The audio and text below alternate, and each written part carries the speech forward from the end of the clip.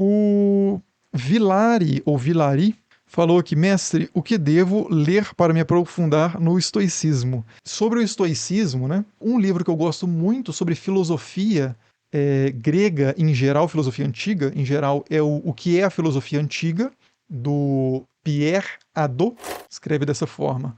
Tem o que é a filosofia antiga, desse autor, e esse mesmo autor tem um livro chamado, que é uma coleção de textos, chamado A Filosofia como Modo de Vida.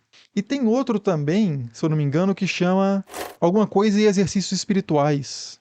A filosofia como exercício espiritual, uma coisa desse tipo. Filosofia e exercícios espirituais são coleções de textos diferentes. Eu não sei se é o nome em inglês e o outro é o nome em português, mas esse autor, o que ele mais fala, né, em termos de corrente filosófica antiga, é o estoicismo, até onde eu li dele, né, é o corrente que ele tem maior admiração e que, de certa forma, acaba sendo um paradigma para ele analisar outras correntes filosóficas gregas também.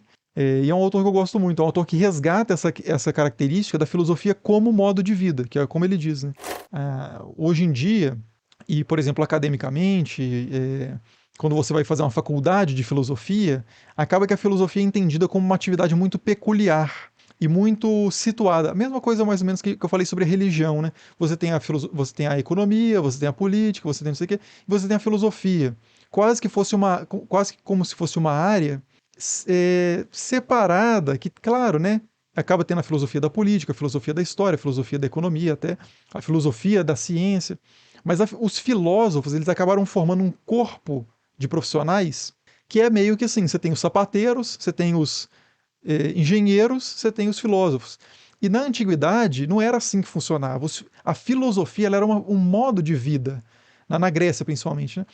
Era um modo de vida e você meio que se convertia a uma filosofia, você passava a viver, você aderia vivencialmente, cotidianamente, existencialmente, com toda a integridade do seu ser, a uma escola filosófica, uma tradição filosófica, mais do que uma tradição de forma abstrata, uma escola mesmo.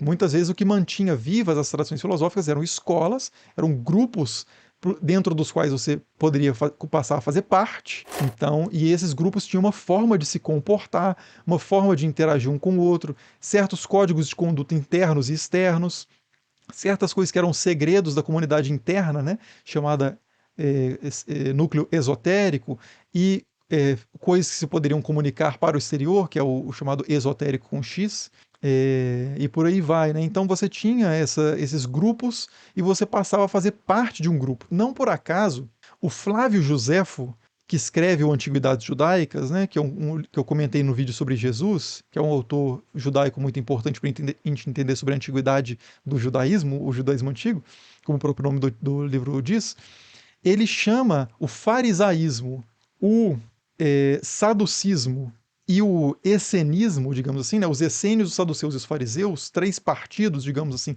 Geralmente, quando a gente fala hoje, a gente fala assim, partidos do judaísmo. O Flávio Josefo ele chamava de escolas filosóficas, filosofias. Você tem a filosofia do saducismo, a filosofia do farisaísmo e a filosofia do essenismo. Da mesma forma, a palavra heresia, haereses, que significa escolha, era como eram designadas escolas filosóficas. Então o platonismo era uma heresia, você escolhe, não no sentido pejorativo atual, né?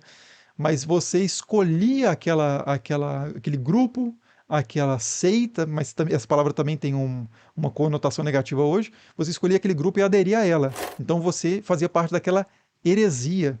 Então é muito comum que as filosofias gregas antigas, nos textos gregos, né, propriamente, sejam chamadas por essa palavra grega de haereses. E se você fosse traduzir isso literalmente, você teria a heresia do estoicismo, né?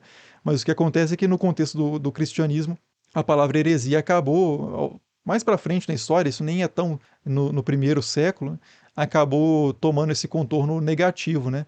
Que significa o seguinte: você faz parte de um grupo que está errado, você faz parte do grupo que você escolheu mal, né? Você tem a ortodoxia, que é a forma certa de se pensar, literalmente significa isso, né? É a opinião reta, ortodoxa.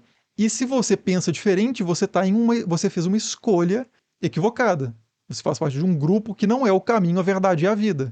E, consequentemente, você é um herege, você faz parte de uma heresia, você faz parte de um grupo que não é a ortodoxia. Só que isso, de novo, né, isso é uma coisa que se desenvolve aos poucos, né? No início ali do desenvolvimento do cristianismo, no seu contato com a cultura grega e as escolas filosóficas mesmo. Afinal de contas, o cristianismo, entre populações gregas, no contexto de pregação, ele era um concorrente de outras escolas filosóficas. Então a pessoa poderia, por exemplo, deixar de ser estoico para ser cristão e vice-versa.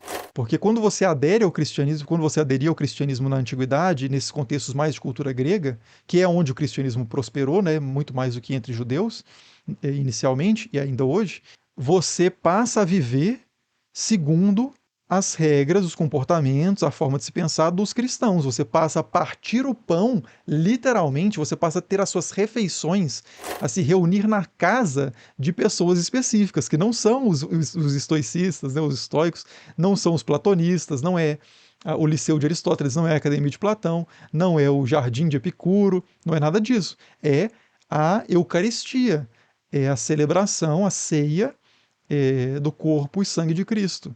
É outro tipo de forma de vida com os seus ritos, as suas crenças, etc. As filosofias antigas tinham essa característica também.